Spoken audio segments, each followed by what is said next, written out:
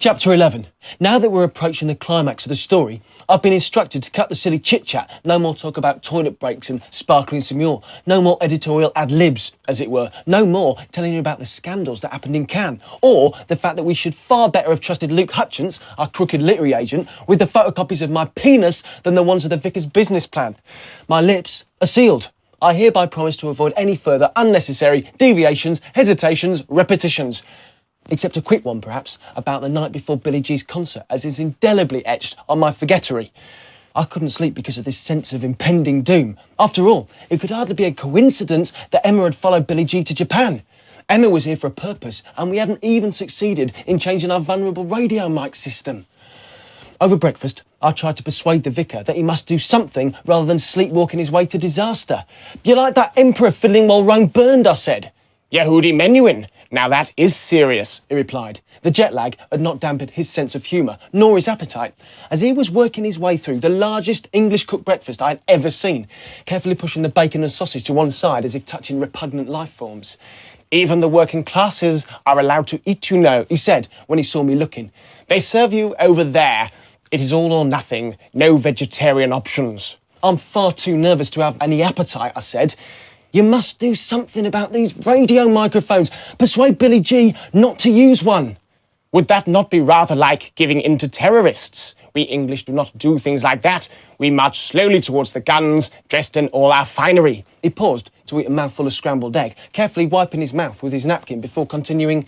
"It would not help anyway, trust me. There is nothing to worry about. Buy yourself a coffee and calm down." "Personally, I'm terrified," I confessed, and I certainly wasn't going to buy a drink. I'd made that mistake the night before, and my cup of coffee had cost me more than I bet Hugh Grant paid for the full shebang with Divine Brown, including a tip. I went and parked my bottom on the top of the dwarf wall that separated the cafe from the rest of the lobby. It wasn't all doom and gloom. There was this great moment when the vicar was spotted by a young Japanese man with a camera who went over to speak to him. I'd seen the same man at the production meeting, a journalist, I think, writing a diary of the tour. Regular vicar watchers will know how such encounters usually go. First, the vicar hides his face with his hand and turns away when accosted by the unwanted intrusion. When that fails, as it did here, you don't need to hear a word of the conversation to know that it will go roughly as follows. The man asks if he can ask a question, and the vicar replies, "If it is the right question." The poor man then proceeds with his questions, at which point the vicar says, "That is 2 questions, pick one." The man tries to re-ask the question, at which point the vicar cuts in, "The quick answer is yes, or sometimes no," before returning to his Financial Times and completely ignoring further questions. Vintage vicar, completely unhelpful and totally infuriating. I was still chuckling at this display when the vicar was joined by Kevin. This brought back all my fears. It was a conversation I desperately wanted to hear, but I fear even the eavesdropping skills of GCHQ might have struggled. They were too far away to hear what was being said, and I don't speak body language, or body odour maybe. Sorry, I promised to cut the crap jokes. The vicar was his usual assured self and was quizzing Kevin about something. I couldn't see Kevin's face clearly, but he looked fairly shocked by whatever the vicar had said. It would almost have been worth the price of another cup of coffee to know what they were talking about, but I could hardly go and plonk myself beside them, and I still think that Hugh Grant got better value for money. I was so engrossed with watching the pair of them that I didn't notice Gabriel sitting down beside me. "So, Kevin showed up then," he observed, following the direction of my gaze. "Yeah, I'd love to know what the vicar's saying to him. I trust he's blackmailing his sorry arse so that he behaves himself this evening, although he's convinced that Kevin's not a threat as he'll be on stage the whole time." "You worry too much," Gabriel said. "Look at the vicar. He's relaxed. It's hardly your problem anyway. You're just a hired hand." I felt quite insulted. "I have this horrible feeling that we should have done more," I said, stressing the we. "Well, it's too late now. Here comes Tetsu." I looked round to the hotel entrance to see Tetsu prompt to the second, ready to whisk us off to the venue. I'd been given a schedule for the day. Sound check, 2 o'clock. Doors open at 5:30, and showtime at 6:30. It seemed absurdly early, but apparently it's normal for Japan. "In order to save on travelling, concerts happen straight after work before people leave the city to go home," the vicar explained. "There is a strict curfew at 9 o'clock, by which time the building must be empty.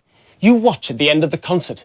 It is an impressive sight. The audience will barely have left before a large squad of roadies will appear as if by magic, and the whole PA will be dismantled in the time it would take a Western roadie to pull his trousers up and put his gloves on." He smiled at me knowingly. The truth is, of course, that the Japanese have to finish the concert early so that they can all go out plastic food shopping afterwards. A joke that went straight over my very small, mostly empty head. Oh, I must insist that you take a walk around the backstreet restaurants that lurk underneath the raised railways and tram lines. The plastic food displays that they have in their windows are fascinating. There is an entire industry in Japan devoted to nothing other than the production of plastic food. No doubt there is a ministry of plastic food, ensuring that no restaurant puts posh food in their windows while serving mouldy offerings inside, or vice versa. It is one of those sights of Tokyo. To miss it would be rather like having a weekend in Paris without a French kiss, although I would of course advise against actually eating in any of the restaurants. Such flippant talk seemed wholly inappropriate to me. I kept wondering if I should perhaps go over the vicar's head and warn Breemore how lightly he was taking the dangers of the concert. You're still not a happy bunny, are you? He asked as we drove towards the venue. Too right, I thought. Then perhaps we should get you and Gabriel to mount a guard over the stage. It will serve no useful purpose, but I can see it will make you happier. I suggest you position yourself on the gantry on stage right, above the monitor mixing desk, and Gabriel does the same on stage left, where he can keep an eye on the microphone receivers. Is there anything else? I mentioned the fact that a friend of the vicar's had asked if they could meet him after the show. The moment the words left my mouth, I regretted them. You know my feelings on this subject exactly and precisely. He looked at me. So why would Punk do exactly and precisely what I have exactly and precisely asked him not to do? You know that I see no visitors before or after a show, unless I find my feet walking towards them. He sat back in his chair, half joking, half serious. So I must ask myself why Punk has deliberately chosen to disregard my wishes. That is an interesting one. The cloud of my gaff hung over us all the way to the venue, where I was able to hide myself away in the gantry as the vicar had suggested. I moved into position as soon as we arrived at the venue and, with the exception of the odd toilet break, my bladder has the capacity of an egg cup. I stayed there until the end of the concert. I, at least, was taking my responsibilities very seriously. That boy's not cool. Not so cool. He's got ears the size of diamonds, vocal nose and a twisted face, with a voice that